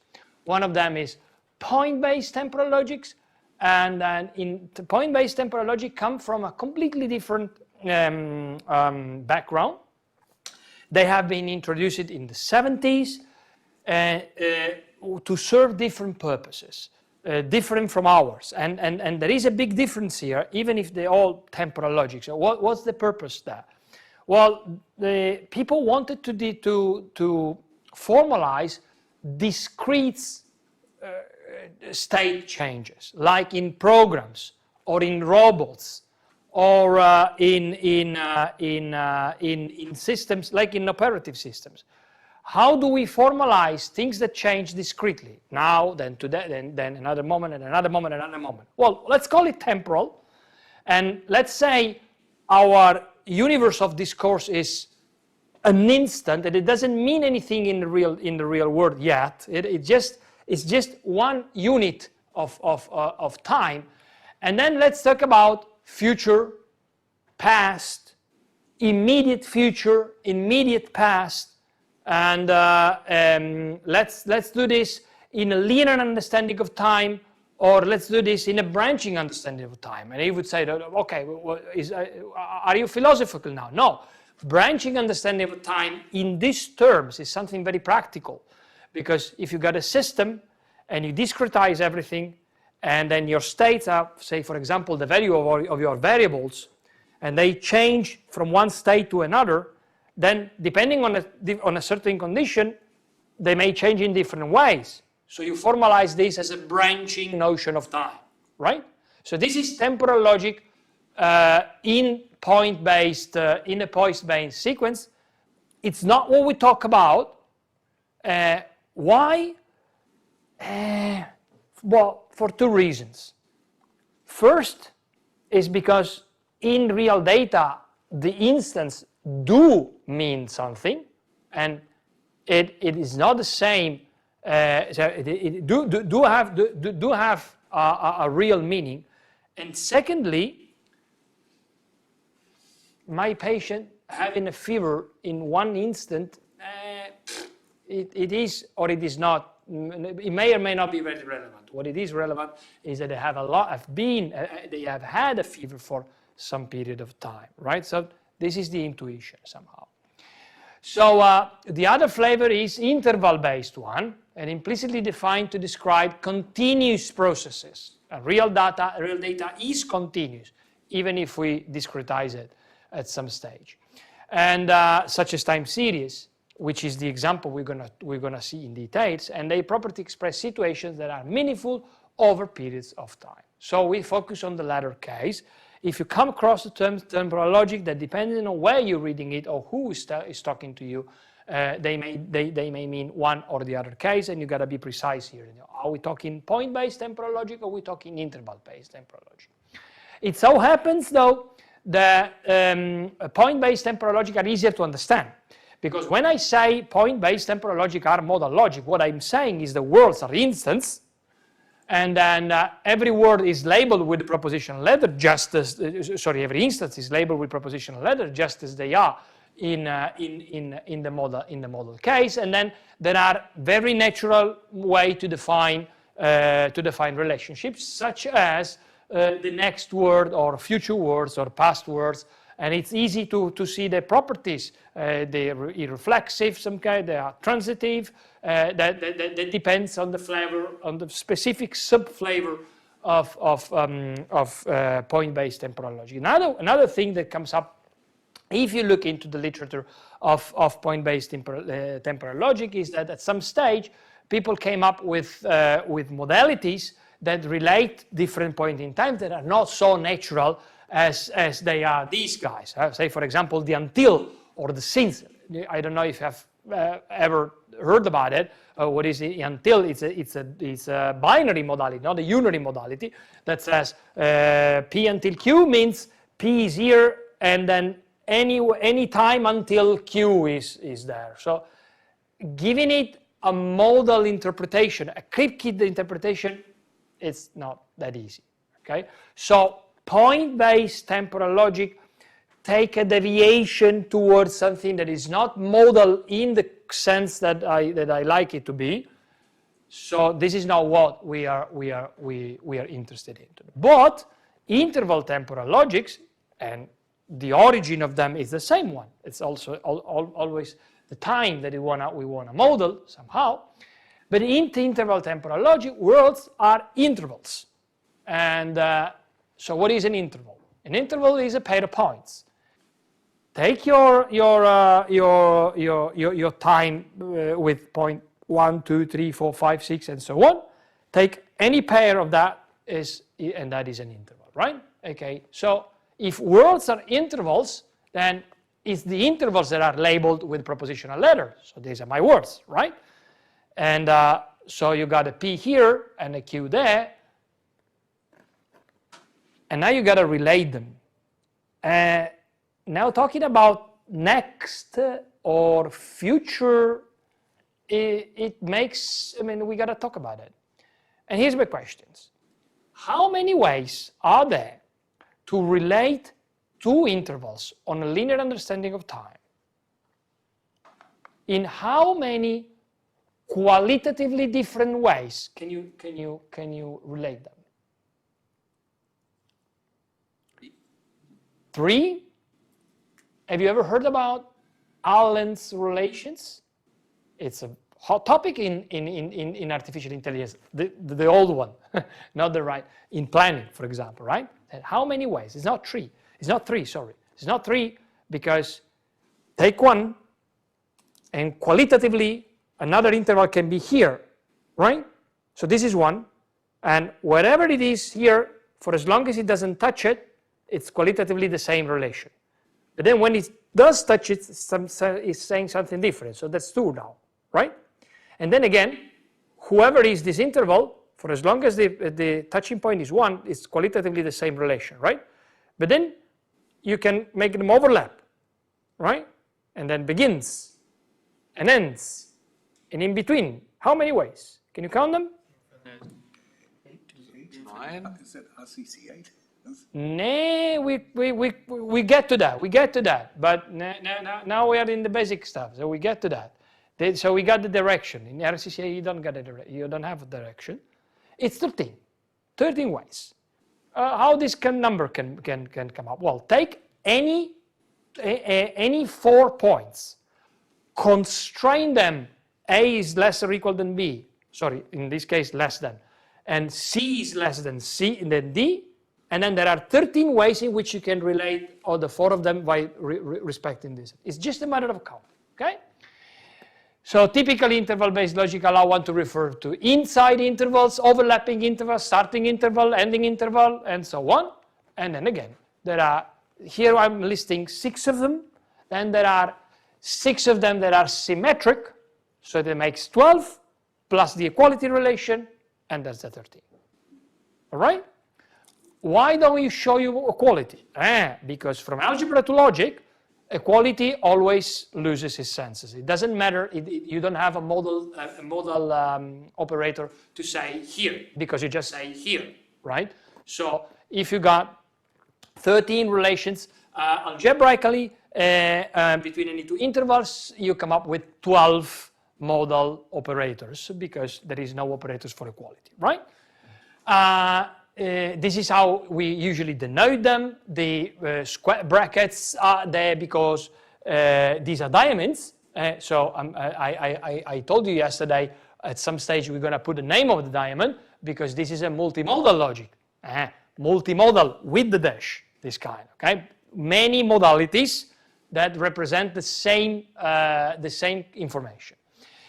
The typical name, the name under which the logic is known is HS by the creator Halpern and Schoam. This logic comes from the 1991, and it's got 12 diamonds and 12 corresponding boxes. These are the usual letters that we use: after, later, before, ends, during, overlaps. And then when I put the bar over it, it means the other way around. So it's an interval after the other, or the other after the interval, okay? There are like, I don't know, 20, maybe 30 papers about interval temporal logics. Most of them are mine, or in my group, because what did we study? Well, remember the first things that I told you yesterday. Logicians are interested on one side of logic, so semantics and deduction, and say whether or not satisfiability is decidable, if it is, how much it costs. Now, why so many papers then? Just make one. Well, because this logic is very hard to deal with, so what we did was eliminate some of the relation and see what happens, okay? So we got the shape of the level of decidability. If you eliminate most of this, enough of them, you got a decidable language. Then when you put one back, it becomes indecidable. But within the decidable one, there are different complexities depending on what you do.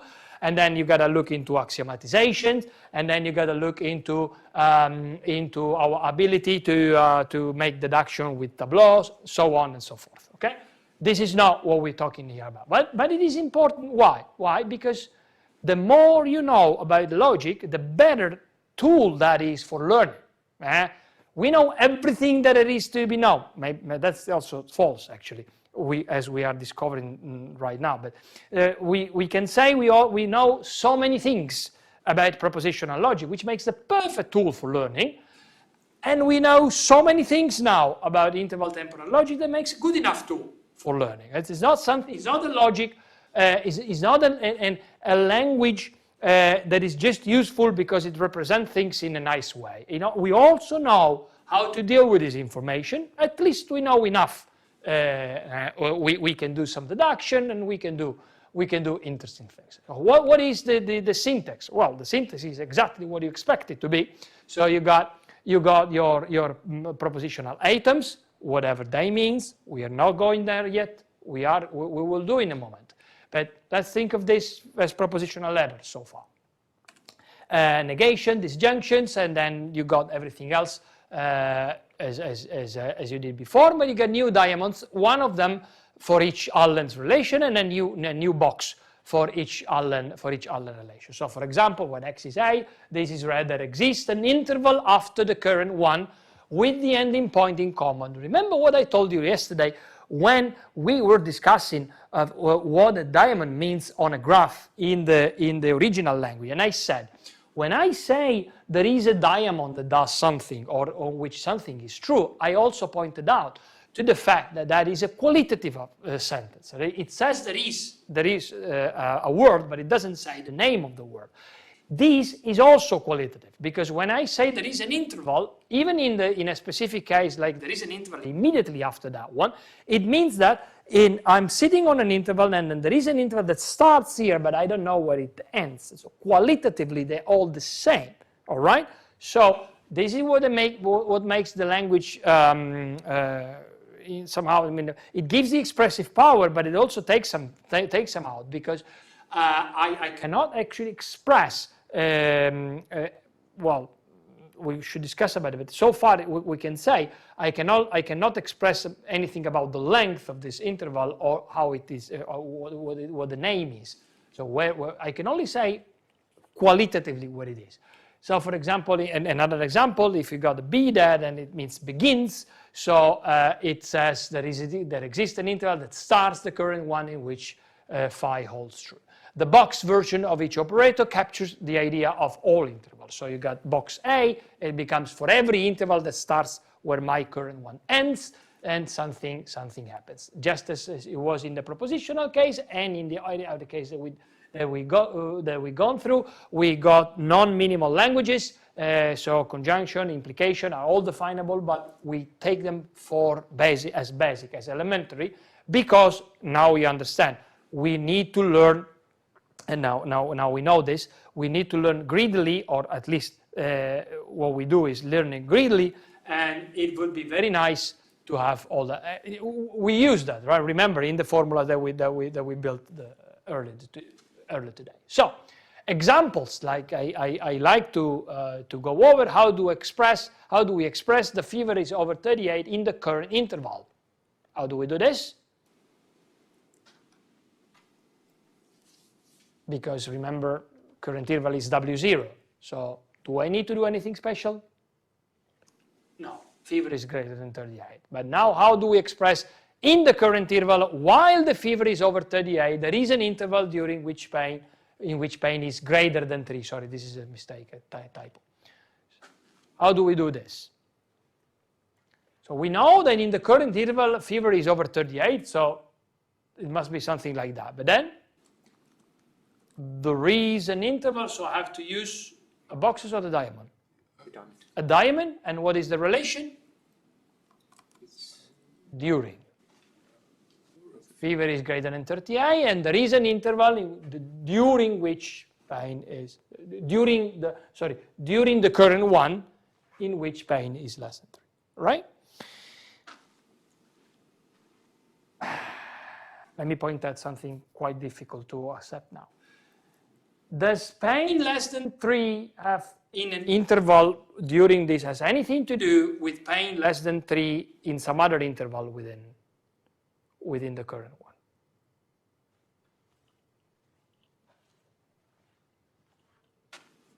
No. This is modal logic. Every word is separate from the other, right? The only relationship are the relationship that we put explicitly, right? So what's happening here is that when I make this, when I say this, I'm not saying anything about other intervals, even if it looks intuitive. If you want to force this, then you can axiomatize a specific behavior. You got the expressive power to do this, but this has a consequence during learning, because sometimes what happens is that you learn a relation like this one, and then you say, and what happens in the other one? And maybe that's because the decision tree is greedy. So you learn some interval that it doesn't know anything about other intervals.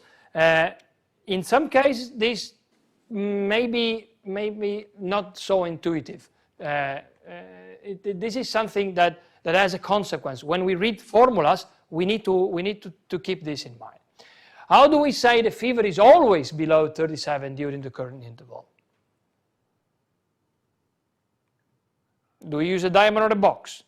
A box, right? So it's always true. Interpreting the current interval, box D, everything in between, every interval in between. Now there is a relationship because it's all of them. Okay, so take any interval, take any pair of points, and then it's always below, so it's not fever greater than. I don't know if it is the other way around, but it doesn't matter.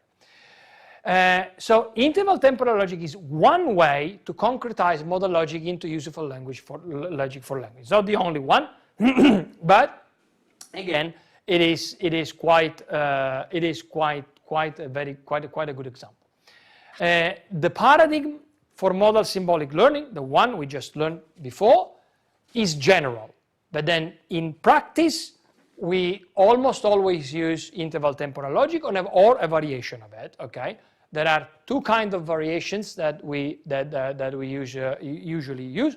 One of them you mentioned, and said, okay, why do we need to specify the direction? Why don't we say there is an interval somewhere, let's say, that has got some point in common with me?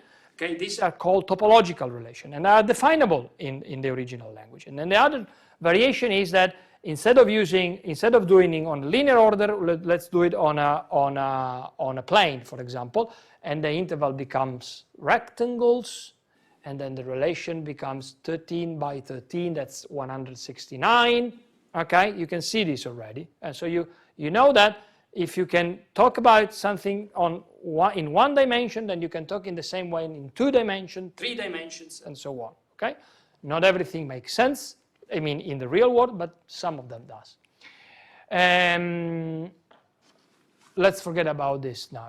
Okay, let's see formal definition. Formal definition of what the logic is, given a set of name of attributes, again, because it's a logic language for learning. My propositions are the same way. So A is greater than 5 on the interval. You should be thinking now, you should be already thinking now, but what does it mean to say the fever is over 38 on an interval? Does it mean it's over 38 in every point, in some of them, in the average? Sit on that question for a while. Let's see what happens later. So for now, I'm not giving it a meaning, right? So I'm just saying A is greater than 3, all right? And then you got all the power of propositional logic plus the new modalities. Is this modal? I already told you, intervals are worlds, and Allen's relations are the relations. I said it's a multi-modal. So yes, there is a Kripke semantics. Let's see how it looks like. Let's take a 10 points finite interval, finite model.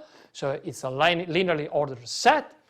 And then given any linear ordered set, let's build the set of worlds as the set of all intervals that you can build on it. Arbitrarily decided an interval is an interval if and only if the 2 points are not the same one. We can discuss 1,000 years whether or not this should be less than or less or equal. I don't want to go into details now. This is the set of worlds of an interval logic interpretation. Now, the relations are Allen's relations. Let's call them with the same name, only this is a relation, so it's RA for the relation after, RL for the relation later, and so on. So suppose in this example, there are only 2 attributes named, A1 and A2, and everywhere that is not specified, AI is 0, A1 is 0, and A2 is 0. So then, here is how I say modally that on this interpretation, in the interval 0, 1, it holds that sometimes in the future, sometime in some interval in the future, A1 is greater than 1. I gotta say later, right? I'm here, sometimes in the future, qualitatively speaking, A1 is greater than 1. Is it true? Yes. For example, in the interval 2, 4, right? Sometimes in the future, it so happens that A1 greater than 1 is overlapped by A2 greater than 1. Let's see if it's true. Well, there is an interval which is 2, 4, and there is an overlapping interval 3, 10, and in 3, 10, A2 is greater than 1, right? So this is a model of this formula, and the formula is there is a later interval with A1 greater than 1, and then an overlapping within this later. See? So this overlaps the word when this one was true.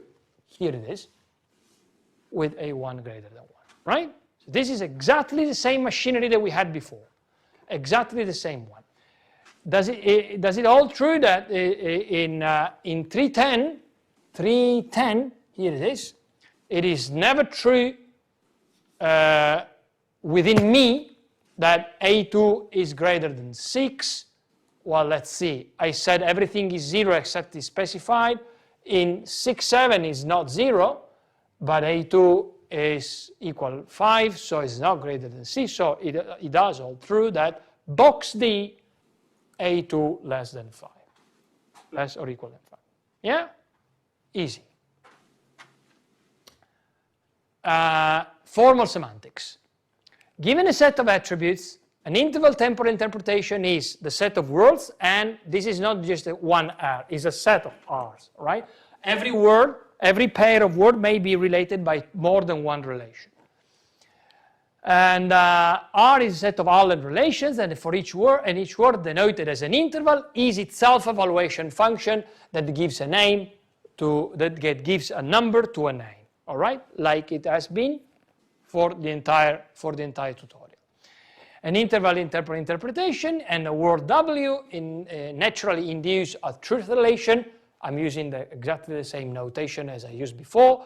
For the propositional signature, just go over the, sorry, this should be A. Yes, go over the interval, go over the function that and see what number it gives you, and then compare it with V, and everything else is propositional except the two pair of modalities for every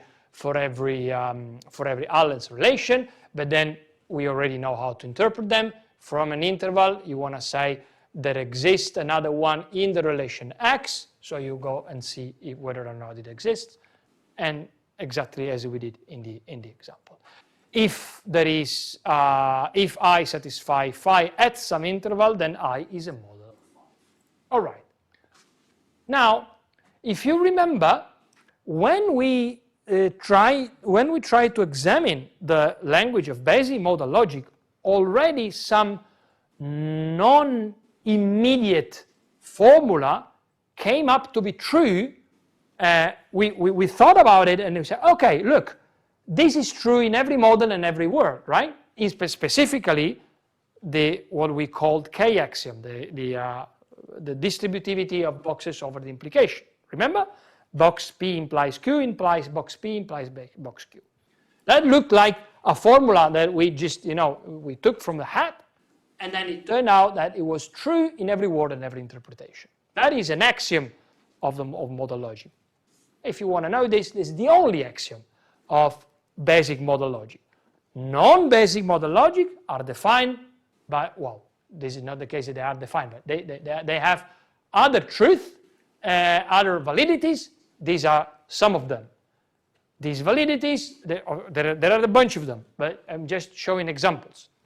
Why? Because I want to show that we know this logic. Now, we know something about it. Say, for example, every time something is true in a later interval, then there exists a meeting interval with another meeting interval, and that it is, right? Say, on 0, 1 is true later something, say, for example, 2, 4, it means that there exists an interval, 1, 2, such that there exists an interval 2, 4, in which something is true, right? So, L if and only if double A, bar L if and only if double bar A. During is the same as begin end, is it right? If I want to capture an interval during myself, then there is a beginning interval here, and then an ending interval here, right? Here it is. If I want to capture an overlapping interval, then there is an ending interval, it's this one, and then from that, something that begins that. Sorry, something that from such that is beginning by it, is begun by it. First you got N, and then B bar. B bar is something such that I begin it. Right? What's happening here? The more the language grows in complexity, the more complex are the natural language sentences that we can express in very short formulas, right? So this is good because it means that we got a lot of expressive power. All right, let's see if we got this. This is already in the shape of modal data set, right? So we got 4 instances, they are classified. What formula interpret on 0, 1 separates class 0 from class 1? What's the difference between these 4 patients?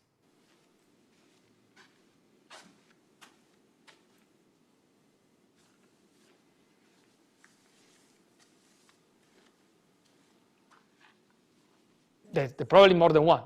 Yeah? There exist intervals later where A1 is greater than or equal to 9. There exists an interval later, and then what? That A1 is greater than or equal to 9. A1 is greater and or equal to 9. 9. A1 greater or equal to 9. What is the interval you're looking for? There is nothing greater or equal to 9. I was looking at the between 2 and. Sorry, I didn't see this. Sorry. So class 0 is, probably true. Okay, I got another one here, but probably I always end up with someone that's more complicated than the truth. I think you're right. Let's see whether or not this is also all right. A1, I say, for every later interval, whenever A1 is greater than 7, then there is an overlapping interval greater than 5.